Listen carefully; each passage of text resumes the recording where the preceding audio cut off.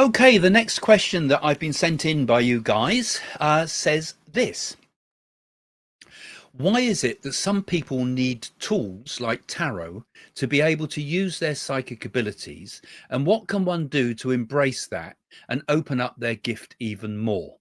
Okay, well, I'll explain that briefly. I think it's an interesting question in that it's asked quite a lot. It's a lot to do with what's the difference between being psychic and being able to read tarot cards.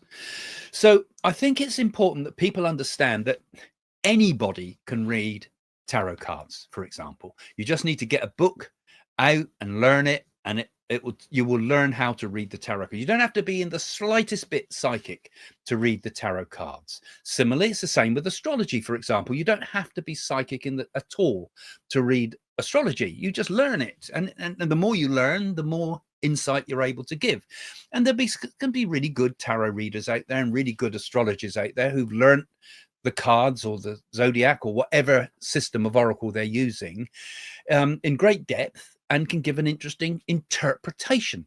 So what's happening with when you're using these oracles, because I call them all oracles, is your level of interpretation that's important. So that's it. So you don't need to be a psychic, but a psychic can also use them as well. Now, if a person is a psychic, they should be able to just have someone sat in front of them and just tell them about themselves. They don't need any cards or anything. A psychic will not need any tools whatsoever.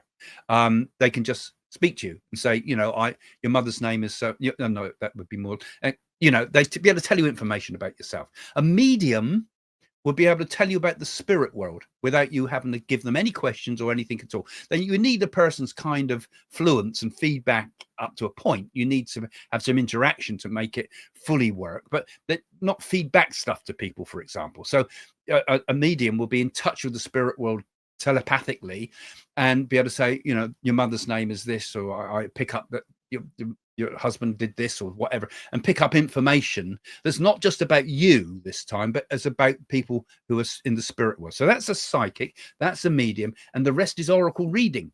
So you don't need any psychic skills, one you need psychic skills, and one you need mediumistic skills. The mediumistic skills are enormously rare. Usually they say that 1 in 100 can be psychic, 1 in a million can be a medium, and I think it might even be bigger than that, actually. And everybody can be a tarot reader, for example. But they can be very useful tools, because sometimes I find, particularly when I first started working as a psychic medium, most people would come to you wanting psychic readings about their lives and their problems and so forth. And I used to think, oh God, here I am able to give them mediumistic information that is so thousands of times more advanced than that, and yet they want me to talk about these banal things. And often they couldn't quite get their heads around it unless you put cards down. So I started out thinking, okay, I better put some cards down, and I didn't bother reading them. I just then told them the psychic stuff. How did you know that? And they looked in amazement at the cards, but the cards had nothing to do with it. It's psychic, right? But then as I developed, I thought, well, let's understand the meanings of the cards, and you actually find that the cards do reflect what you're talking about. So with my circle and my group and things like that, what I decided to do with them when I started teaching people how to become psychic and then on to become mediumistic, if they had it there, because you have to have it in the first place. You can't learn mediumship, you have to bring it out. But if it was there, but what I would teach people is, let's use the cards. Okay, I want you to give me a reading, or give this person a reading using the cards, but they're all face down. So put your hand on the card, describe the person and describe the situation. And then the next card, the past, that can be a past card, that can be a present card, that can be a future card. I want you to describe all that, right?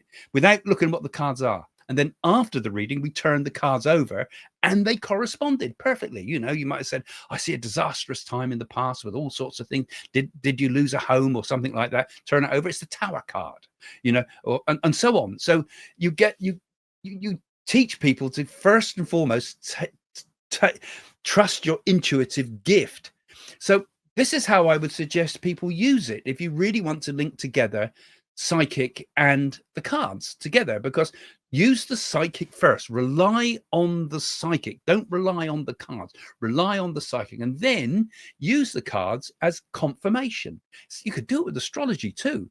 Get pick up what you get. This is what Nostradamus used to do. He used to get the feeling, used to get the insight, used to get the psychic insight in what's going to happen, and then he'd look into the astrology to see, when did this happen before?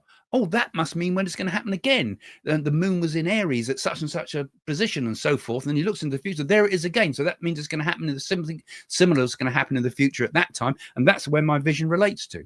You see, so we have to learn to trust the psychic first. And that's how we connect it to the tarot. And I won't go on any further with this because it needs quite a few lessons to give you a full insight into the way this type of things work. But, you know, hopefully there's a few clues there of how you can start working and develop your psychic. So it's good. Work with the tarot if you want to, but it's the psychic gift that's very, very different. That's very, very, very different from a tarot reader as such.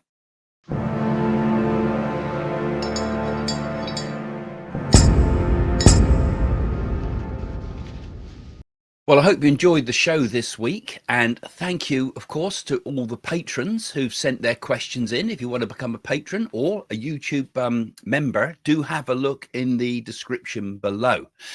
But of course, the big news from my point of view this week, certainly, is that this week is the launch of the new Craig's Oracle. That's an artificial intelligence oracle. You might think I've got no intelligence, and artificial version might be a bit odd, but no, we've got the AI oracle is launched, and it is really exciting. So joking aside, it's not really like a psychic. Or a medium. I kind of explain a bit of that as you enter the site, but it does read the oracles. So it uses synchronicity. It uses all the techniques that the ancients have used, and we brought together all the ancient knowledge and all the modern AI knowledge and brought it together, and then put you in front of it, and it learns from you, and it interprets the oracles in terms of what it knows about you. So the more you work with it, the more it gets to know you and your family and your interests and all the rest of it, and it becomes quite mind-boggling, particularly as you progress with it. So have a look in the description below, and it will give you some a link to the new Craig's oracle.com, where you can learn all about this new very, very exciting new development. I don't think there's anybody out there that's done anything quite like this yet, and we're developing it all the time. So if you take out a subscription, you'll be able to come along with us on this incredible, magical and intriguing journey. Okay, well, have a look at that in the description below. And don't forget, give us that thumbs up and have a look at some of these other videos too, because particularly if you've watched the short version of the show today, you'll be able to link on to the main show in the videos coming up on the screen now. And also you can link to the website, of course, and have a look at readings and the rest of it, and all some more background work about what Jane and I have done. So anyway, once again, thank you for joining. Thank you for giving me that thumbs up. Thank you for subscribing, and we'll see you again soon. Bye for now.